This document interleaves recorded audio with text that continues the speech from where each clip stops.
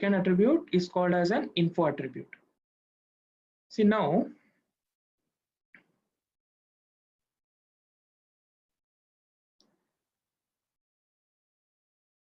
info attribute. See why we are going to use this info attribute. See, if you want to set the information for any information of the JSP page, you can use this attribute, right? What it will do, just it will simply set the information of the JSP page, right? So it will be retrieved later by using this method called get servlet info method, right?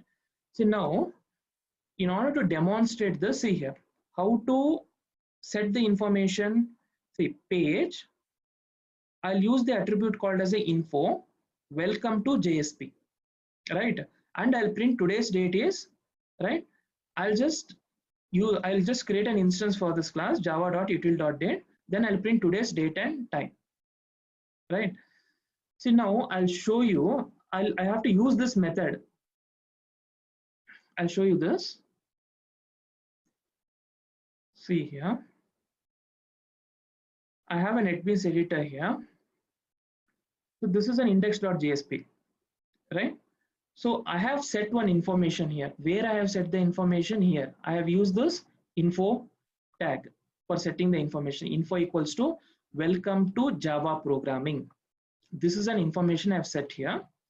So if I want to retrieve that information in my current JSP page, right? So what happens here? I told you this, the JSP page will be translated to the servlet here. You just see, when I right click, if you want to view the servlet, okay, just I'll show you this. See, this is an information I have set here, welcome to Java programming. If I want to retrieve that information, I'll use the method called get servlet info. Get servlet info to retrieve that information, what I set using this attribute info. See, I'll run this program and I'll show you. See, when I deploy this and run,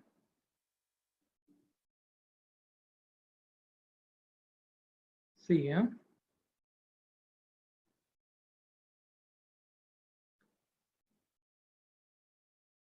see, welcome to Java programming, right? Welcome to Java programming. Okay, this is an information I have set in the JSP page, right? So how did I retrieve that information? By using this servlet info method, get servlet info, right? By using that method, I have retrieved that. So what is the second message? So second message is nothing but you are going to print today's date and time, right? So you have used that attribute called as an import. Import java.util.star, right? Import equals to java.util.star. Then this today's date and time has print, right? Next we'll go for the next attribute, that is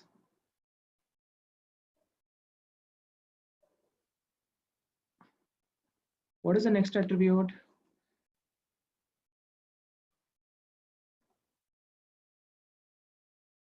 Buffer, right? See, suppose that if you want to set the buffer, right? So you're going to use this buffer object, right? See here, the buffer attribute set the buffer size, right? That is in kilobytes, right? To handle the response generated by the JSP page, right? The default size of a buffer is 8 KB, right? The main purpose is that to handle the output. You think that here we have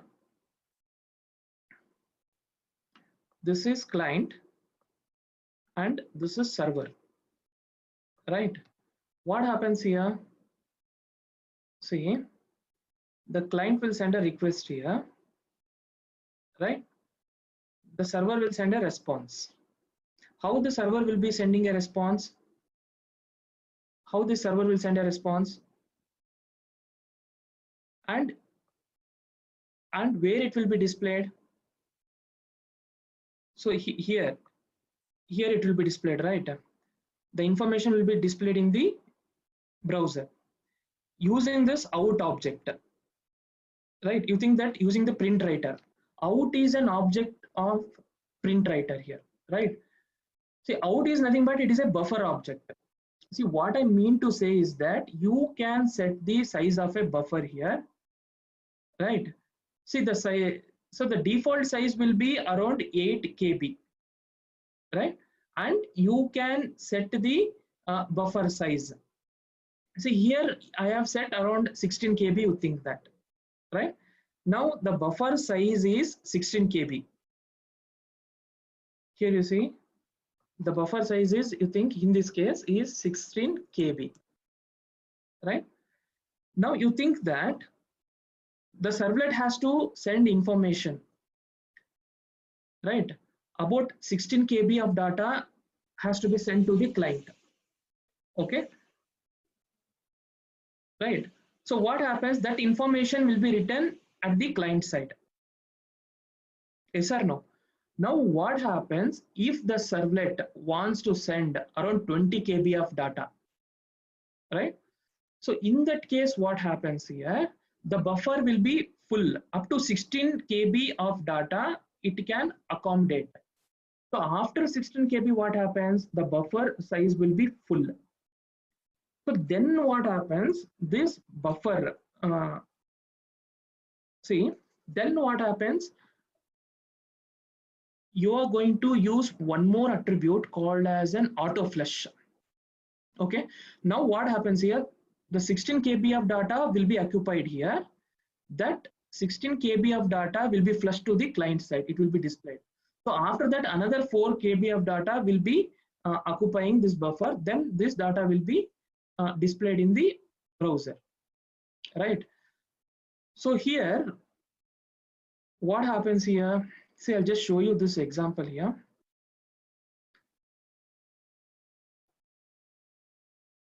See.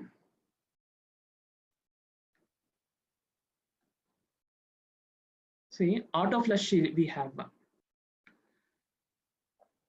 See, buffer is used to set the size of a buffer output object. Next, Autoflush, what is the use of the Autoflush?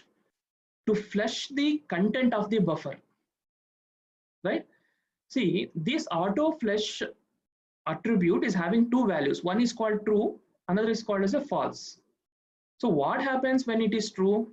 So when it is true, right, the container will flush the response to the client automatically when JSP writer buffer is filled completely.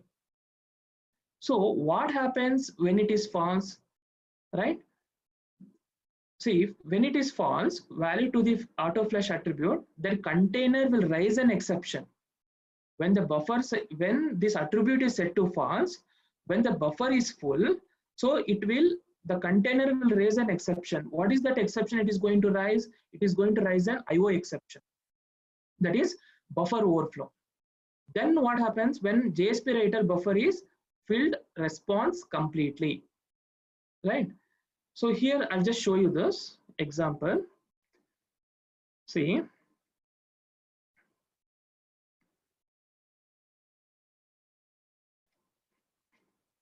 See, I have a demo program is that is buffer demo. You see here, I created one project, buffer demo. So within this, I have the web pages. One web page I have index.jsp, right? See, I have set the buffer size here. See here, 16 KB. Around 16 KB buffer size I have set here. See now, what is the content I have to write it here? The content I have to write it, some information I have to provide to the browser, that is Cambridge Institute of Technology, right? Cambridge Institute of Technology. I have to write it for around one, you think that 10 times I want to write it, right? Now what happens, you see, before this buffer object, I have set the size of a buffer around 16 KB. Now what happens, I'll just run this program.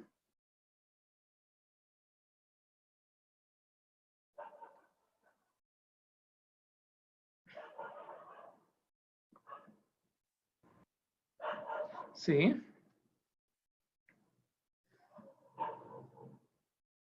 I'll show you this output.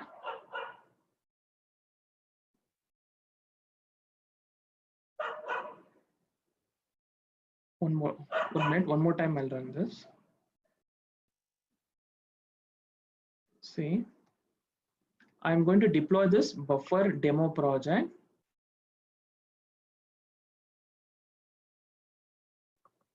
Then I'm going to run this.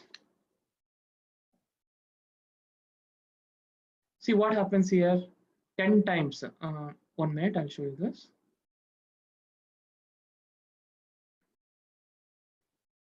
See, 10 times I have printed this information.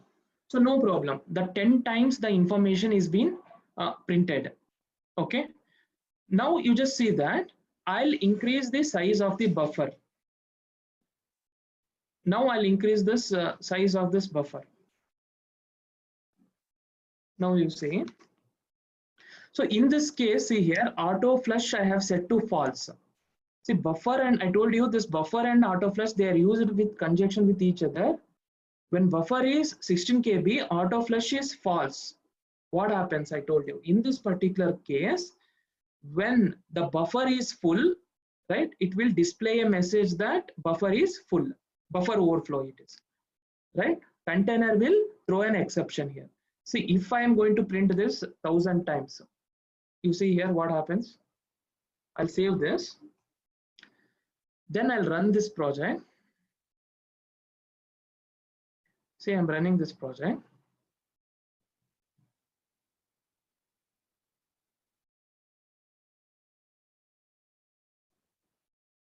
See, I'll show this.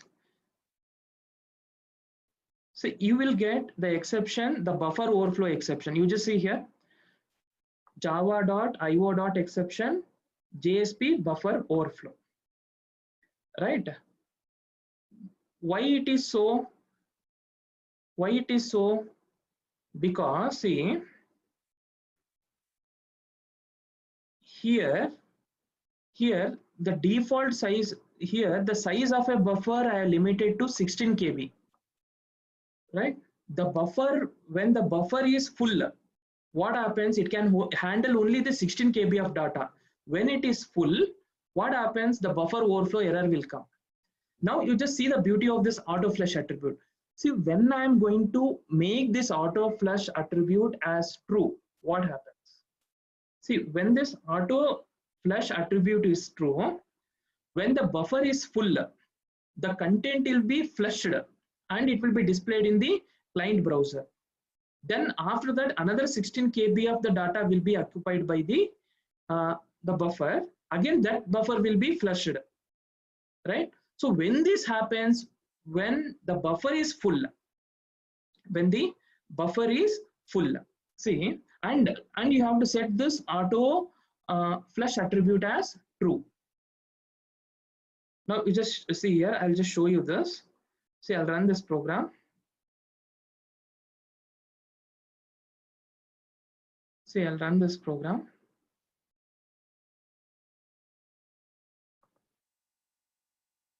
See, here you just observe the output here. What is that output you're going to get? See, here you observe here. In the previous case, what happens? It has generated an error, right? Why? Because that Autoflush attribute, it has false, right? Now, when I made that Autoflush attribute as true, what happens here? That buffer, when the buffer is being filled, it is being flushed to the client browser. Just you can see here. So it has been flushed to the client browser. See, So it has been displayed around 1000 times here. You see here, each time when the buffer is being full, it will be flushed to this browser. How long it will print? Until the content will be fully flushed, until the content will be fully written into the HTML page, right? So this is how we are going to use this buffer and